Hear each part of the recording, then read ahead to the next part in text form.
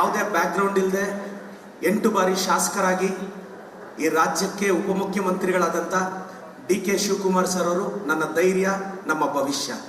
ಅವ್ರಿಗೆ ಸ್ವಾಗತವನ್ನು ವಹಿಸ್ತೇನೆ. ನಾನು ವೇದಿಕೆಯಲ್ಲಿರೋ ಉನ್ನತ ಶಿಕ್ಷಣ ಸಚಿವರು ಇದೇ ಹಾಲಲ್ಲಿ ಪಾಠ ಮಾಡ್ತಿದ್ದೆ. ಫೋನ್ ಮಾಡಿ ಮನೆಗೆ ಕರೆಸ್ಕೊಂಡು ನನಗೆ ಟಿಕೆಟ್ ಕೊಡಿಸಿ MLA ಮಾಡಿದವರು ಅವರು ವೇದಿಕೆಯಲ್ಲಿದ್ದಾರೆ. ಶಿಕ್ಷಣ ಕ್ಷೇತ್ರದಲ್ಲಿ ಮಧು ಬಂಗಾರಪ್ಪ ಸಾಹೇಬರು ಭಾಳ ಸಪೋರ್ಟಿವ್. DK ಶಿವಕುಮಾರ್ ಸರು ನಾನು ಗೆದ್ದ ಮೇಲೆ ಸಾಹೇಬ್ರು ನನಗೆ ಇದುವರೆಗೂ ಕೇಳಿದ್ದಿಷ್ಟೇ, ಸಾಹೇಬ್ರು PDO ಆಫೀಸರ್ಸ್ನೆಲ್ಲ ಕರೆಸಿ ನನ್ನನ್ನು ಕರೆಸ್ಕೊಂಡು ಪ್ರದೀಪ್ಗೆ ಒಂದು CA ಸೈಟ್ ಹುಡುಕಿ ಅವ್ರು ಒಳ್ಳೆ ಇನ್ಸ್ಟಿಟ್ಯೂಷನ್ ಕಟ್ಟಬೇಕು, ಒಳ್ಳೆ ಇನ್ಸ್ಟಿಟ್ಯೂಷನ್ ಮಾಡ್ತಿದ್ದಾರೆ ಅಂತ ಅವರೇ 2-3 ಸಲ ಕರೆಸ್ಕೊಂಡು ನನಗೆ ಆಶೀರ್ವಾದ ಮಾಡಿ ಇವತ್ತು ಪರಿಶ್ರಮಕ್ಕೆ ಒಂದು ದಾರಿ ತೋರಿಸ್ತಾ ಇದ್ದಾರೆ ನಮ್ಮ DK ಶಿವಕುಮಾರ್ ಸಾಹೇಬರು. ನನಗೆ ನಮ್ಮ ಸಿದ್ದರಾಮಯ್ಯ ಸಾಹೇಬರು, DK ಶಿವಕುಮಾರ್ ಸಾಹೇಬರು ಅಂದರೆ ನನಗೆ ಅವರಿಬ್ಬರ ಮೇಲೆ ಅಪಾರವಾದ ಪ್ರೀತಿ, ಗೌರವ. ಅವರಿಬ್ಬರು ನನಗೆ ಭವಿಷ್ಯ. ಅವರಿಬ್ಬರ ಬಗ್ಗೆ ಯಾರಾದರೂ ಮಾತಾಡಿದ್ರೆ ನನ್ನ ಕೈಯಲ್ಲಿ ಸಹಿಸ್ಕೊಳಕ್ಕಾಗಲ್ಲ.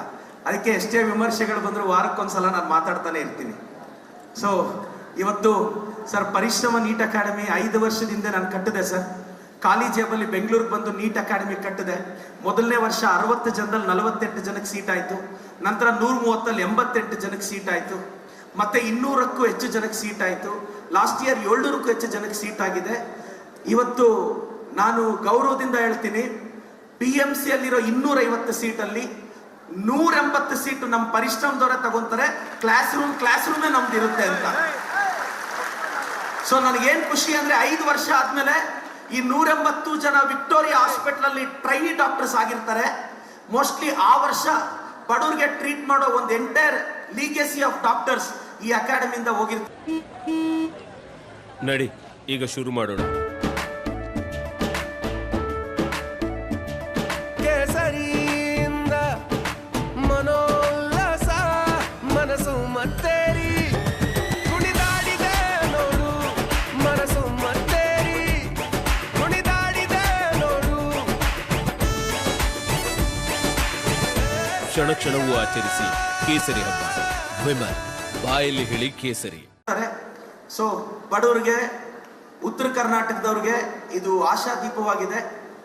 ಈ ಸಂದರ್ಭದಲ್ಲಿ ನನ್ನ ತಂದೆ ತಾಯಿನ ನಾನು ಸ್ಮರಿಸ್ತೇನೆ.